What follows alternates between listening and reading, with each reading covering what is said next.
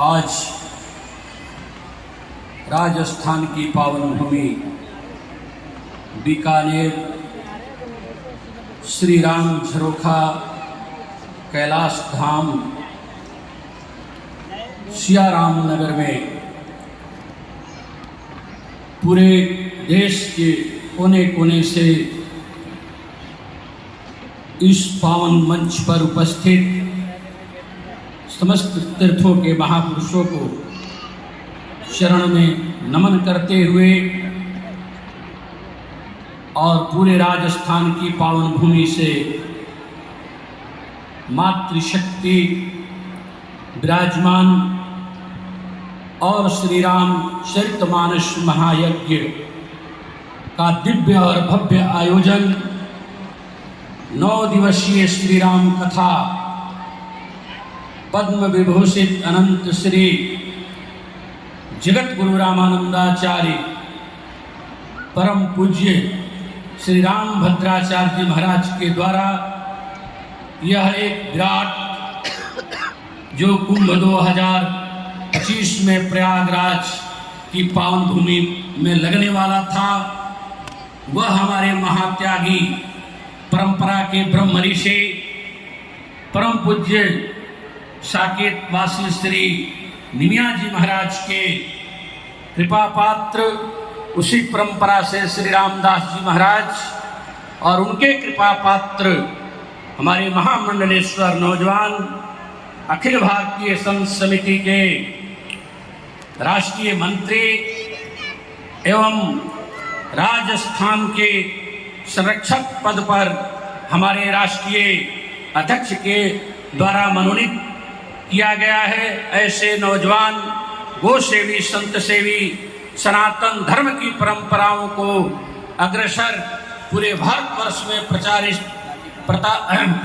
करने वाले श्री महंत सरजूदास जी महाराज, जहाँ सरयू और राम और कैलाश, जहाँ पर भूत भावन भगवान शिव, यहाँ तीनों का जहाँ पर समागम हो, अखिल ब्रह्मांडम नायक भगवान श्री राम का दिव्य और भव्य मंदिर अयोध्या की पावन भूमि पर जो निर्माण हो रहा है, जिसका प्राण प्रतिष्ठा होने जा रहा है, उसके पावन अवसर पर यह दिव्य और भव्य कुंभ में पधारे हुए ऐसे सनातन परंपराओं पर आज वर्तमान में पूरे देश में हमारी सनातन परंपराओं के ऊपर कुठाराघात हो रहा है। यह केवल आज ही नहीं हो रहा है, हर युग में होता हुआ आया है।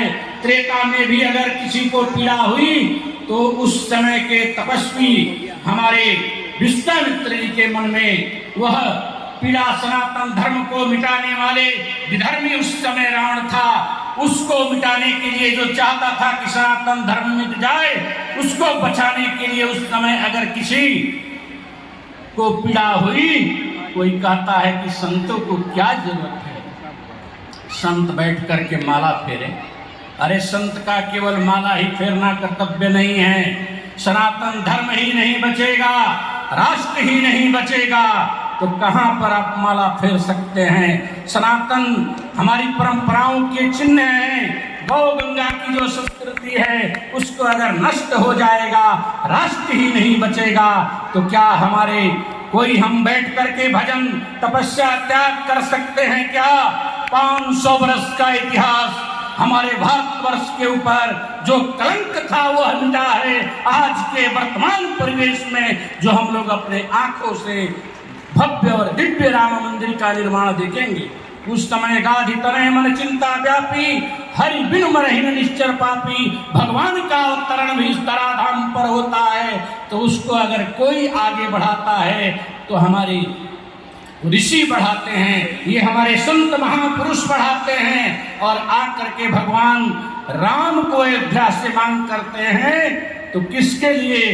पहला भगवान का जीवन का अगर कदम उठता है अयोध्या से बाहर तो यज्ञ की रक्षा के लिए, सनातन धर्म की रक्षा के लिए। समय बहुत कम है क्योंकि बहुत महापुरुष बोलने वाले हैं।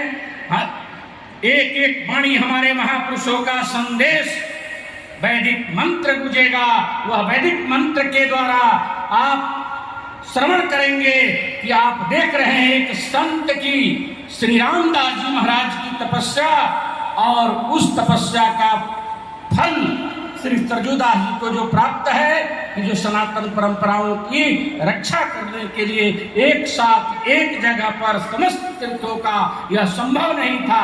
बहुत लोग क्या एक साथ एक शरीर से क्या आप चारों धाम में, भारत के तमाम तीर्थों में, सप्तपुरी चारों धाम, द्वादश पुरियों में क्या आप दर्शन कर पाएंगे?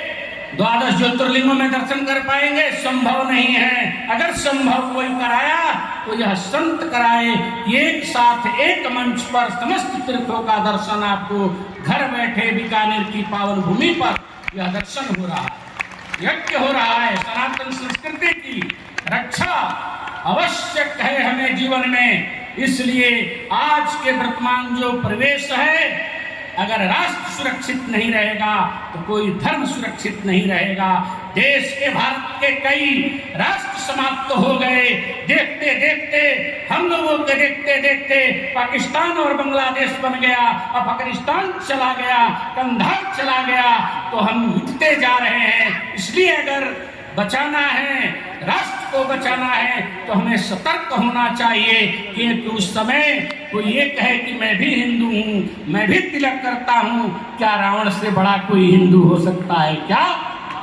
कोई चारों वेद के ज्ञाता था रावण, अगर वो भी क्या अतिताई नहीं था?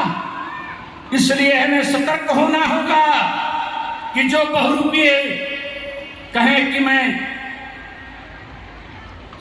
राष्ट्र की रक्षा कर रहा हूं, वो भी राष्ट्र की रक्षा कर रहा था, लेकिन वह ब्राह्मण रूप में भी ज्ञानी होने के बाद भी सनातन विरोधी था।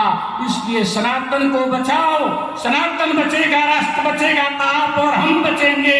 इसी शब्दों के साथ जय श्री राम।